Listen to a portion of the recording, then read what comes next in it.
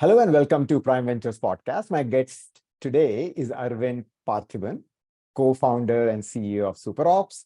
I'm really looking forward to this conversation with Arvind, who is a 15-year SaaS veteran, has seen scale 0 to 1, 1 to 10, and beyond, as it gives us an opportunity to go through all aspects of the SaaS playbook. So without further ado, Arvind, welcome to Prime Podcast. Thank you for having me. This is my pleasure.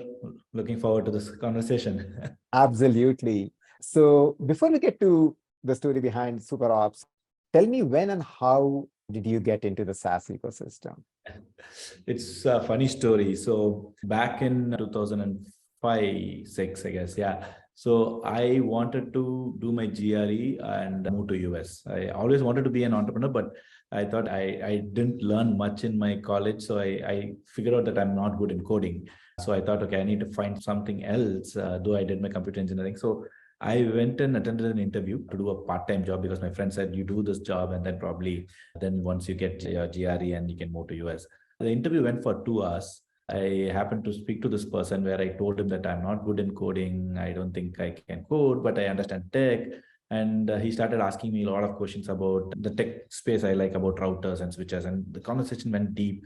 Very, very interesting. We didn't know how so much time went by.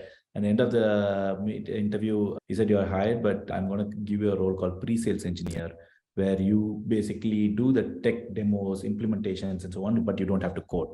That was my job at Zoho pre-sales, and the person who interviewed me was Girish Mathubodham.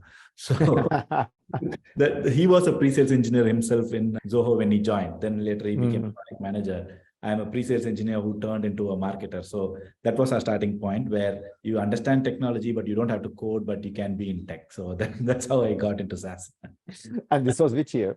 This was 2006. Okay, wonderful. So what happens next? My journey, right? So it was a very interesting job. Some might say it's a very fancy job, where my job is to give demos, close the deal of the product called Service Desk Plus, an IT service management product. I did close to around 150 implementations. After the deal is closed, I have to implement and train the team with us. So my job is actually traveling around the globe implementing. So I get to live a little in their office every week. Like in different offices, I saw how the product has been implemented, how different culture, different people. It was very interesting in the initial days.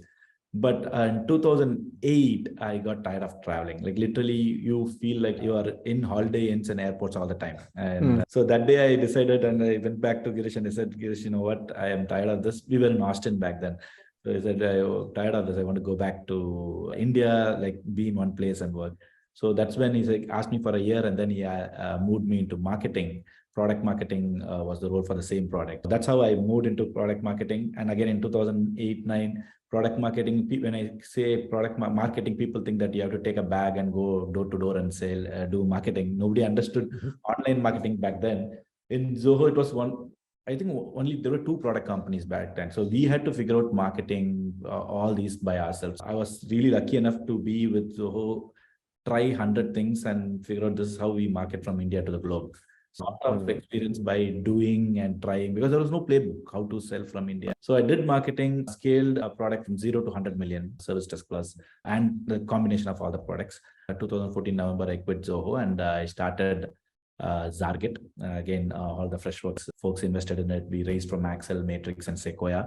We raised around 7.5 million. It was good business. We had $500,000 revenue from the day of the launch of the product. What was the product in that? So it was a conversion rate optimization software. It's basically you need to do websites from visitor to whatever the end goal can be, sign up or purchase, how you actually improve your conversions. So website optimization, you do A/B testing, you do heat map reports, and so on. It's a large market. We started off for SMB. We wanted to build a marketing automation software. The problem what I found was we had 300 plus customers. Small businesses, they don't change website frequently. They do it once, and after that, it's like a use and throw software. They're happy with the product. I used it. I changed my website. I got my goal. I don't need this. Like it's not like Flipkart. They go and optimize the website every day. Right? Small business do it one, and then they will only think of the software only when they change the website again after 2 years. So this was a pattern. It was not a mission critical software. So we had a choice of either going up market, where we also found that enterprise businesses have their own in-house conversion rate optimization team, and little bit smaller business, they buy Adobe or Montrate, where the business model is not selling from India. You need to have a consultative selling where decisions are made on golf course and so on. This was a typical model change. It's not like we can't build the product. What I thought was either we pivot into something else in the same space or do a second product, or if this is part of a bigger product, it'll be a feature. If it's a marketing automation software, this becomes a feature so that churn will not be a big problem. So that's when we had a conversation with Girish and we got acquired into Freshworks. In hindsight, it was a very, very good decision. So our exit during the IPO was estimated at $300 million. So we all made money, investors made money. We just took a break. So I headed the marketing for Freshworks after that. I flew the blimp on top of Salesforce. That was my campaign. So you're literally in the blimp? Literally in the blimp. So the day 2, I was in the blimp. Day 1, I was in the road doing the marching band thing and everything. So it was a great campaign to remember. So 2 years I spent with Freshworks. I did product marketing, set up their corp marketing and everything. And then once a founder, always a founder, I wanted to start. I had this deal with Girish. I'm going back and starting again. So this time I wanted to go back to space I know well. So all my life I have been in IT, like building ITSM product and so on. So this time I picked a product, which is basically outsourced IT is called MSP, Managed Service Providers. The same products which I built in my career in IT, I'm just taking a vertical outsourced IT and building the same thing in the MSP space. So right now, SuperOps.ai, we are building a PSA and RMM software. I know it's very jargon and boring. It's basically help desk and then monitoring and desktop management software. So that's what we are building. It's been 2.5 years now. So this is a 30-year-old category, and we can't just go with one small feature or one module to go and disrupt the space. We are building a platform. We are bundling 5 different products into one product. There's a project management, ticketing, monitoring, desktop management, patch management, and all these in a single platform. You need to build a lot in that. So first 2 years we spent in building the product. We recently launched, and we already have around 120 paying customers now. Oh, wonderful. So just to paraphrase there, what you're saying is that if there is a mid or a mid-sized enterprise customer, all their help desk ticketing, I need this access to this software, I need this installed, I need this login, etc., my laptop provision, all these are trouble tickets. Now, instead of the local in-house IT team managing it, now increasingly this is outsourced, and the managed service providers are the ones which are actually doing this. And right. SuperOps provides them the capability to manage their operations. It's management for the managed service providers. Correct. They can use our software to manage the client's infrastructure. So for instance, it's a remote infrastructure. They're not going to be sitting in the same network. So if I have to do patch management from remote location, I have to take a remote desktop from them. I have to deploy a software. I need to monitor, put an agent and monitor that asset so that if anything goes wrong, I can proactively fix it. All this can be done with our software. Got it.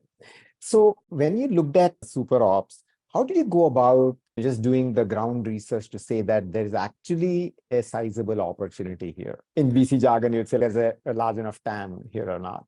It's an interesting question, right? So initially I wanted to build ITOM in the IT. I didn't want to even pick MSP in the beginning. When I was in the research phase, right before I quit Freshworks, I was made up my mind I'm going to build ITOM, IT Operation Management Software. Everybody knows the market is big and New Relic, you know all the vendors. Right when we started the research, pandemic happened.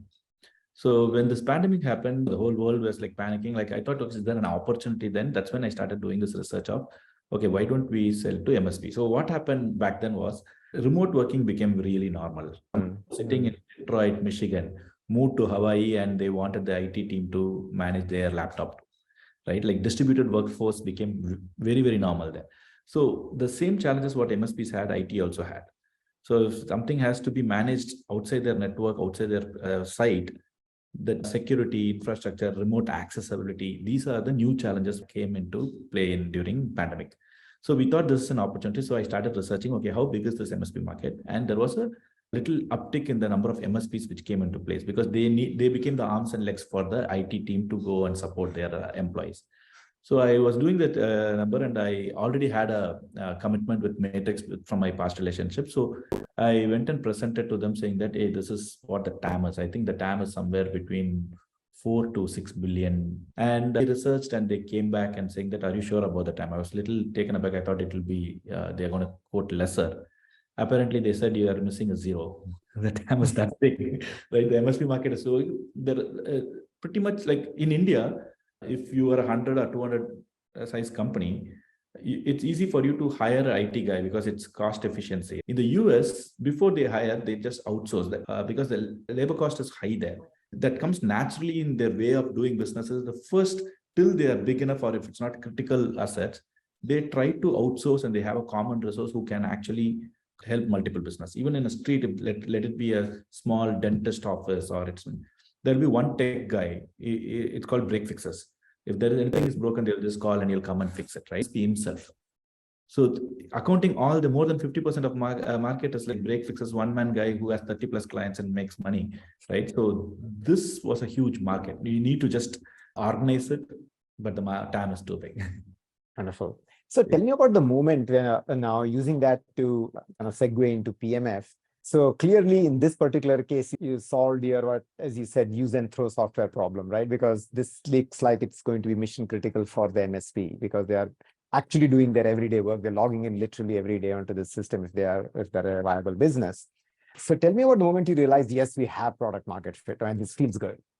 So there is no formula for it, but at least I would say this is my formula of what product market fit should be. Because see, like I've burnt my fingers multiple times to know, okay, is this product market fit? So in Zarget, it was easy for me to sell. Like I just have to, every company needs it. I have to call one of my friend who's another SaaS company, ask him to say, hey, buy this product for your website, right? They will buy, right? So we were able to get 300 customers. But in Zarget, did I have product market fit? I would say no. Market fit, in my opinion, is it's not just product is usable, you should have predictability. The word predictability is the most important point, where they use the product, you are able to generate leads, you are able to know that if I put this much amount of money, I get these many leads, and these many leads get converted into sales. And even the sales should be predictable. How much time it takes for me to convert this particular deal, there is a pattern so that I'll be able to plan my entire GTM engine and the product usage, right? Only then you have product market fit. And the most important rule I had in my company is we are going to make 100 paying customers, and not even a single one of them should be to someone who sold it. Like we sell it to people who we know. It should be lead gen, which was created by marketing. It should be through AdWords or organic lead gen or branding or events, whatever it is. You go generate leads, nurture them, you create a persona, and then the sales closes it and they use the product. And the product usage metric should be more than 70% of your customers should use the product. It's a mission critical product. They should use it day in, day out. Like at least like there should be a metrics to measure the usage also. So if you know this metrics are all matching, then you can confidently say that's a product market. I really like that definition because in one sense for SaaS companies, it's very tangible, right? You're saying 100 customers. Now 100 can be 50, 100 can be 200. But the other thing which you mentioned there, which is worth underscoring, is not people you know. Exactly. Right? Because I think that's the only way you can test your go-to-market engine, like the fact that people are being acquired through whatever channel they are being acquired and going through the entire motion. It's a good and bad thing which is happening to our ecosystem right now. So it's like the Y Combinator, YC bubble, where you can sell to your own bubble of friends and get to a point of 5 million or 2 million revenue. But will it help me to go to 100 million revenue? It's good that it helps companies to get the initial boost. It's really needed. I'm not complaining that our ecosystem is helping each other company. It is needed, but we should be aware. It's about, I did make 2 million, but can I bring that repeatable model? That's the only thing which I'm saying. Repeatable predictability is very, very important. The initial bump can be given by the friends and family of SaaS ecosystem, but the predictability is very important for product market fit. Fair enough. Otherwise, you hit a ceiling and then you have to kind of go and rediscover this all over again. And sounds like, Arvind, you decided to go directly for this piece, which is figuring out whether the 100 new customers would want your product. Exactly, right? Like build a predictable, repeatable model. That's exactly what I'm saying, where you should be able to generate leads and that you are figuring out different channels, which is going to work. You need to have a repeatable playbook for sales to go and acquire more customers, and an unknown person should be able to come and buy your product. That's the key, right? So what you would say is that, resist the temptation. Maybe you can still go and sell it to your network, but don't confuse that with product market fit. I guess I'm not saying don't sell to people you know. It is good. It's going to give you the confidence and initial trust and everything. But don't take it as an indicator as product market fit. Like even you might have a 2 or 3 million revenue, but always be hungry for getting a predictable GTM engine, predictable sales engine, the repeatable sales engine, right? So that is important. Got it. Makes sense. Yeah. So once you actually start getting these customers, once you started having a certain number of customers and you felt, yeah, I think we're having product market fit, is that when you started thinking about the business model itself, or were you doing that in parallel? I actually started that on day one to put together a business model plan. In fact, I was working backwards on what is the research on from marketing, right? So I'm a marketer, so obviously I'll start there, where I did research on how much search volume in AdWords, what would be the cost per lead, and kind of did my research on what would be the CAC. And then did the reverse math of should we do SMB first or mid-market first so that we can invest on all these kind of research we did, business model, and decided to choose the channel in which we need to go. So today we have close to around 35% brand and organic already. We just launched the product 6 months back, but 35% of our lead comes from because we started marketing from day one. I'm quoting lesser because direct is attributed to paid also. If not, it's actually more. This is a very, very competitive market where 30-year-old companies are still in it. So when you have to go into this market, brand and organic is, if not the cost of customer acquisition is very, very high. So to your question, we started thinking about it in day one. Think of it like building the product. If it takes a year for you to build the product, it also takes a year or two for you to even make a small difference in the brand, to make small noise or getting organic. So we started investing in business model, brand, marketing, everything from day one. And in one sense, you need that in order to estimate your total market opportunity, because if you don't have an idea how much are your customers going to pay for it, how do you estimate your own market opportunity? Absolutely, exactly. And again, no matter how good your product is, how smart we are, you're not going to get all the answers on day one, right? It's like constant course correction. So the way I look at it is, as founders, we are like the captain of a ship. We are trying to go in an uncharted waters. You need to constantly keep guessing and assume that you are wrong and keep course correcting till you reach the destination. There is no right answers all the time. You make mistake, course correct, make mistake, course correct. But the point is to have the appetite to course correct and move forward. That is very, very important. Perfect. So one of the areas which you briefly touched upon was the go-to-market, right? You have written a number of blogs about it as well. So how should one think about go-to-market? You're a SaaS founder, you have found product market fit, maybe you're selling to 40, 50 customers, things look good, you have a basic business model now. Now what? See, I'll first ask these two questions. Are you in an established category or are you in a new category? That's the most fundamental question. See, if you are in an established category, you are going to do a catch-up game. If you're in a new category and you are the first person, you need to go to an educational game. So the strategy will change based on what you're trying to do. If it is a new category, you need to educate. You have advantages and disadvantages where you have to educate. And are you piggybacking on some other vendor or some other trend? Or you have to completely educate and be the market pioneer, right? There are different tactics. And if you have to completely educate and you have to own that market, then it's an upfront investment. You need to do a lot of investment. You have to work with a lot of influencers, bring that either fear or greed or whatever the sense you're trying to bring, and then you have to build the market. That usually smaller companies, it's tough to do. But educating a market for that kind of category where you can piggyback, you are a complementary product for something else. That's a very, very easy way for you to get an adoption, right? So all you have to do is make sure you are part of their marketplace of the companies which you can be complementary to, educate, bundle the product. A lot of other activities can help you to get to a 10 million revenue. Then you can think of other ways of, so all your marketing channels would be through partner channel or piggybacking on the brand or the trend or something. So that's where your marketing tactics will see if it's a new category.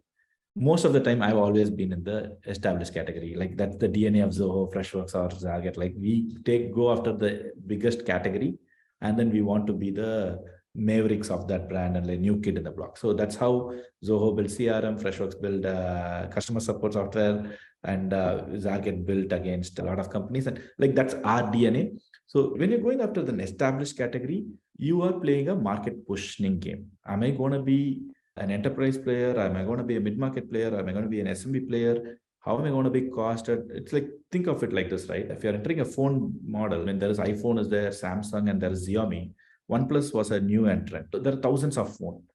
They smartly position themselves in such a way that people who can't afford iPhone, but they want to have a luxury phone, that was OnePlus. But I don't want Xiaomi, right? It was just positioning. I don't want to spend 1 lakh on a phone. I'm okay to spend 50,000. So that's how the brand, all the features, but it's not a cheap phone, right? So the positioning game is very, very important. So you need to understand how I want to position and then do your marketing activities accordingly. So marketing activities are two ways. One is for lead gen, one is for brand positioning and messaging. So don't confuse both. Lead gen can be different vehicles. Your growth marketing, content marketing, outbound, everything are lead gen vehicles. Brand positioning messaging is a different, that's the most important place I would start. When you figure that out, when you figure the persona, you know how to target them. Got it. So let's split it into two parts then, right? You talked about the lead gen piece and then you talked about the brand. So going deeper into the lead gen side, what is the role of performance marketing? Because there are mixed opinions on it, right? You're too dependent on performance marketing. It's like a drug. You have to keep spending. The costs keep rising. They actually rise with scale. They don't reduce with scale, and so on and so forth, right? So how does one think about, how much to rely on performance marketing, and how would you think are like the cost benefit analysis are there, and what are the pitfalls? Paid marketing, especially AdWords and all the paid channels, right? Today it's become expensive. In fact, as a matter of fact, one of the review sites I'm working with, our competitors have put a lid saying that no matter how much you increase the cost, let us know, we will pay more than that, because that review site is so good. So my growth guy asked me, what should we outbid them? I told them, like, literally, if we outbid them, we are only increasing the cost for everyone else. I will give $2 more than him, right? But by doing that, we are actually artificially increasing the cost of the market, right? So I said, don't do that. We can figure out some other site, right? Like, if you're going to spend this much, let's spend somewhere else. So what's happening to the market right now is there is too many people with too much marketing budget. Everybody wants to generate lead at no matter what cost. So what happens is we are creating this unfair cost per lead, which is not good for this overall. As like, there are 30,000 SaaS companies and everybody are writing content, and there's so much overload of paid. So this is going to bound to happen, right? So we need to be smart and clever in creating leads. So for people who are starting with performance marketing, especially paid channels, I would say have a strategy based on which stage of the company you are in. The way I am thinking about it is, for the first 2 years, I am okay to pay AdWords or paid channels high. Okay, that's where you're trying to figure out your business. This is not the place where I would not want to go and like try to be organic, because growth is important. You need faster growth. You can't wait for lead to come through organic lead gen. So it's okay for my CAC to be little higher in the initial 2 years. In the meantime, I need to figure out efficient ways to generate leads, whether it's outbound. Even outbound, it takes time. You can't have an outbound engine performing in a month, right? It takes its own, because there is no intent for people to buy. When you call and do outbound or you send a mail, there is no intent. You need intent leads to come through you. So you need to work on multiple channels. So the way I have given target to my team is list down 10 to 15 channels, possible channels for this persona, and try every one of it. Have a test budget, which works, which doesn't work. How much am I spending in each channel? Because on an average, you should only spend this and you need 2 years time for your organic lead gen also to kick in and your brand to also kick in. So you need to invest in multiple buckets so that it averages out, right? I'm not saying cut out AdWords or cut out paid channels. You also need them, right? The only advice I would say is don't have all your eggs in AdWords, and you start investing in other channels, so that like 30% or 40% of your lead comes from paid channels. Rest should come from other channels. Till that point of time, it's okay to use the paid channels, but it should not be a permanent. If not, you will be in a way, you will hit a ceiling at one point of time. So what's a good rule of thumb, like in terms of, you said 30 to 40% sustainable is okay, like ongoing after a couple of years. And so for the remaining 60%, how do you divide that? And how much is organic? How much is other channels? Somebody whose organic conversions is better, right? Somebody who's going to search for a keyword. For us, let's say a network monitoring software, right? They're going to search on Google and there's going to be ad and there's going to be organic. Most of the techies, sometimes they scroll back and they click on the organic. They're not going to click on the ads. We are trained like that. We don't want to click on ads. So for you to be in that, for that search, your organic lead gen, so after 2 to 3 years, 40% of your lead should come from organic lead gen. Invest in SEO, invest in content, quality content, PR, build brand, backlinking, all these kind of things will help you get there. So some companies, it will take 3 to 4 years based on how the market is. If it's really crowded, 3 to 4 years, 40% of your lead should come from organic lead gen. So 40% organic, 40% performance marketing, and then 20% other. So that's the lead gen part of it. Yeah, events can be a very good channel, right? If organic is not working out, I would say include events in it. That's a better way to spend than paid marketing. Makes sense. So these are industry events where most of your sales folks or maybe even influencers are coming over. So that was on the lead gen part. So the second part of it you said is a brand. So when do you start doing brand spends, and what are some of the ways in which to go about doing that for a SaaS company? Again, because you are talking to a marketer, I will say it's day one, right? We started our first exercise by going after the market, saying that, hey, we are here. We announced it day one, saying that we are cooking something interesting. Right? See, I also see that because of our nature, the way we have been raised, right, from our childhood, we don't want to boast. We don't want to tell people, right? That's the conservative mindset we have all been as Indians, right? We don't want to do that. What I realized being a marketer and working with multiple marketers in the West, they announce first and then build. I realized that in Zoho, we would have finished the feature. Then later we'll go and say we'll do PR. Freshworks the same, right? We will have the feature and everything. But the competitors, what they do is on their keynote, they announce this is what we're going to build and they release it next year. So this is the conservative mindset. Like branding, we actually don't do that. So I would urge all our founders to think about it from day one. See, branding is very, very important because that emotion, the brand is what they want to do business with. End of the day, feature selling will go till a point. Then it's the brand selling. You can say that I have more feature and they're going to catch up, like competitors, they will have some features. Feature selling will take you to a point when they get associated with the brand, they don't want to leave you. So when I say 4 brands, you don't have to tell me what emotion you feel. Somewhere in your mind, you will feel this is the brand I would want to do business with. As I'll just say Tata, Reliance, Kingfisher. Which brand do you want to do business with?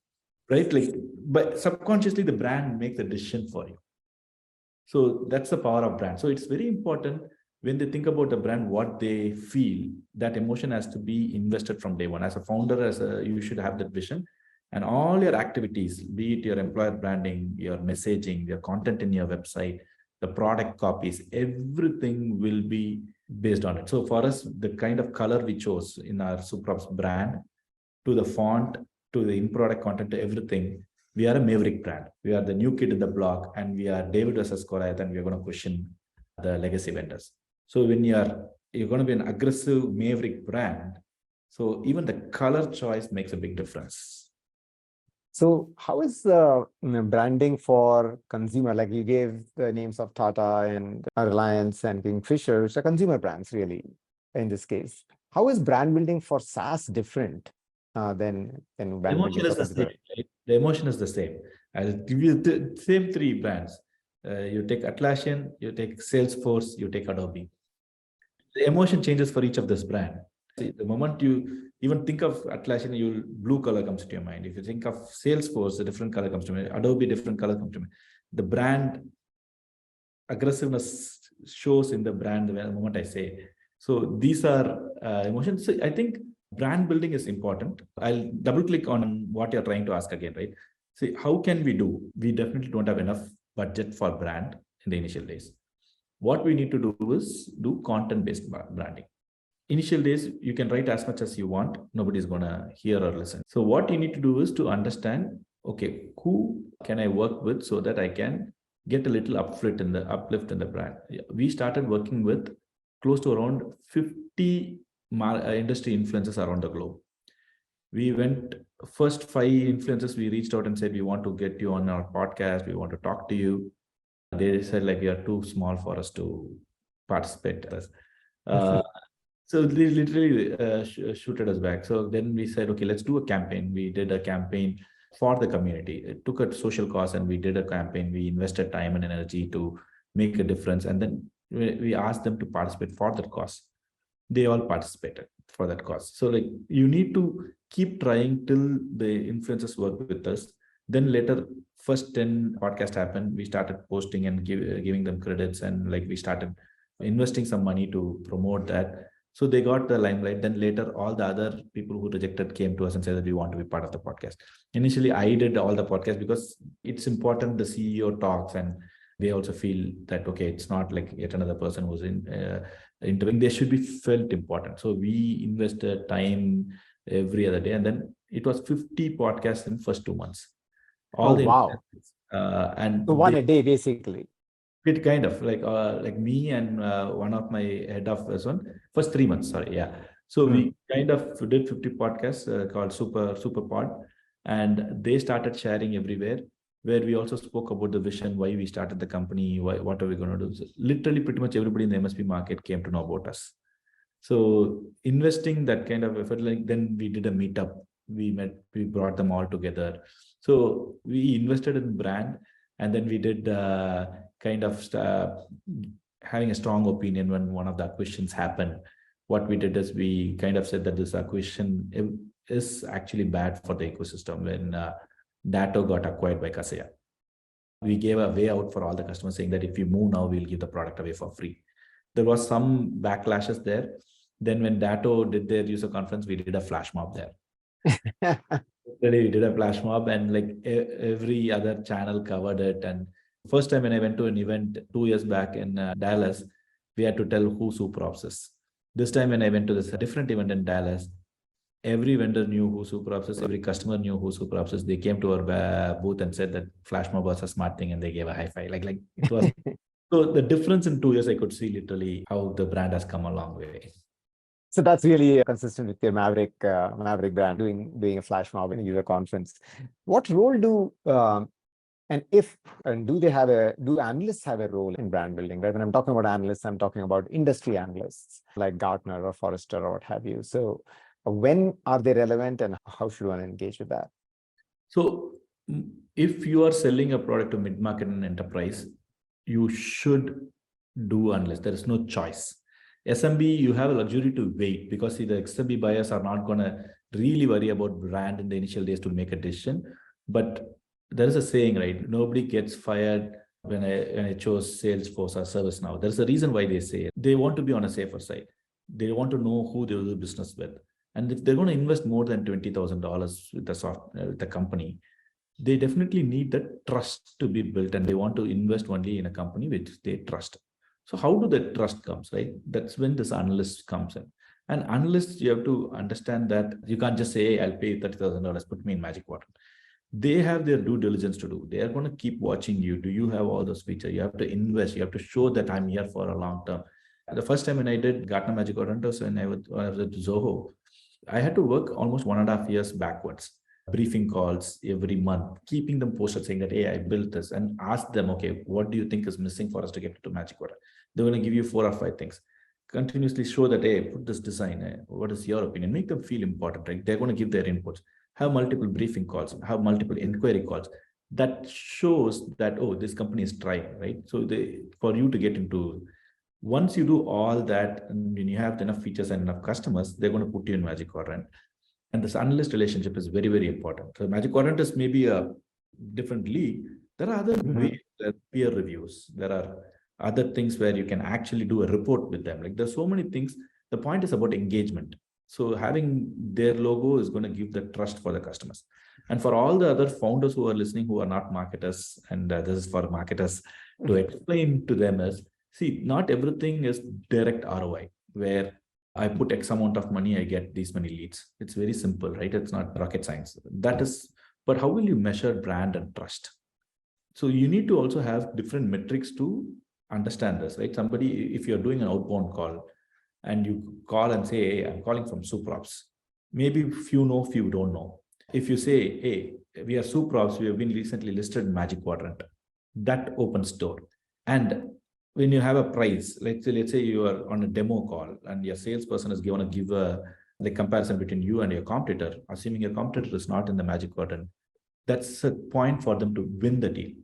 The trust and brand this kind of analyst relationship helps can't be directly measured as an ROI, but it makes a big difference if you need to measure that by talking to your sales and how they are bringing up these kind of analyst relationships and so on. So it is important, especially if you're an enterprise, you don't have a choice. Mid-market, you have to start investing in.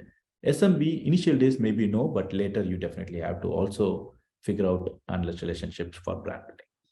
Makes sense. I would just add that it is often overlooked because one, we don't have that kind of an ecosystem in India where they are part of the decision-making process.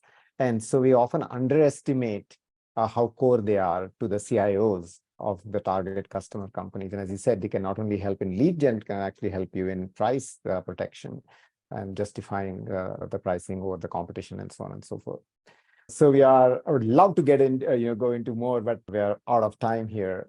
So Arvind, thanks a lot. Took away a number of things from your quantification of product market fit to make me very specific about number of customers and how you get them and the whole cycle to the core of brand building, right? Which is having that idea from day one, announce first and then build. I think I would just say that that's something which definitely Indian SaaS founders probably are reluctant to do. And so many great takeaways there. So thank you so much for your time. We had a terrific conversation around the SaaS playbook. Been a pleasure, Shripati, again. Anytime, let me know. Happy to participate again. And there's so much I can keep talking about marketing and sales all that in my life. Thank you so much for having me. Dear listeners, thank you for listening to this episode of the podcast. Subscribe now on your favorite podcast app for free, and you'll be the first one to know when new episodes are available. Just search for Prime Venture Partners Podcast in Apple Podcast, Spotify, Castbox, or however you get your podcasts. Then hit subscribe. And if you have enjoyed the show, we would be really grateful if you leave us a review on Apple Podcast. To read the full transcript, find the link in the show notes.